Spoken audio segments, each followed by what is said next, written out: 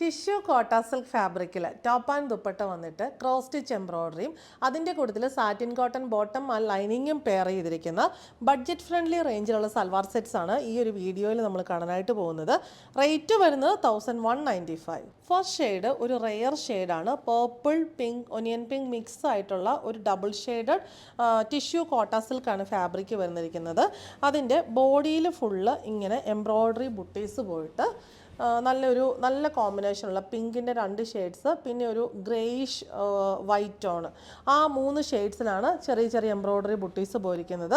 എന്നിട്ട് ദാമൻ പോർഷനിൽ ബ്യൂട്ടിഫുൾ ആയിട്ടുള്ള ക്രോസ് സ്റ്റിച്ച് എംബ്രോയിഡറിയും ബ്യൂട്ടിഫുൾ കോമ്പിനേഷനെ കൊടുത്തിട്ട് ഹൈലൈറ്റ് ചെയ്യാനായിട്ട് ലൈറ്റ് സീക്വൻസ് വോക്കും പോകുന്നു. ബാക്ക് സൈഡ് പ്ലെയിൻ ആണ് വരുന്നത്.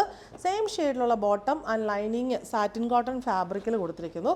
ദുപ്പട്ട ടോപ്പിൻ്റെ സെയിം ഫാബ്രിക്കിൽ വന്നിട്ട് ക്രോസ് സ്റ്റിച്ച് എംബ്രോയിഡറി ബുട്ടീസ് നമ്മുടെ ആ ദാമനിൽ സെയിം ആ ഒരു ചെറിയ കോമ്പിനേഷൻസിൽ ചെറിയ ബുട്ടീസ് കൊടുത്തിരിക്കുന്നു. ഓരോന്നിനും ഹൈലൈറ്റ് ചെയ്യാനായിട്ടുള്ള ലൈറ്റ് സീക്വൻസ് വർക്ക് പോകുന്നു.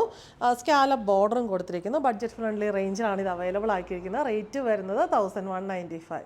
സെക്കൻഡ് ഷെയ്ഡ് വരുന്നത് ടെർക്കോയിഷ് ബ്ലൂ ആണ്. സെയിം പാറ്റേൺ തന്നെ ബോട്ടം ആൻഡ് ദുപ്പട്ട. റേറ്റ് വരുന്നത് 1195. അടുത്തത് വന്നിരിക്കുന്നത് നല്ലൊരു പേസ്റ്റൽ ഗ്രീൻ ടോണാണ്. ഒലീവ് ഗ്രീൻ്റെയൊക്കെ ഒരു പേസ്റ്റൽ ടോണാണ് വരുന്നത്. Same pattern of cross stitch embroidery, satin cotton bottom and lining, dupatta with cross stitch embroidery butis and scallop. Rate വരുന്നത് 1195.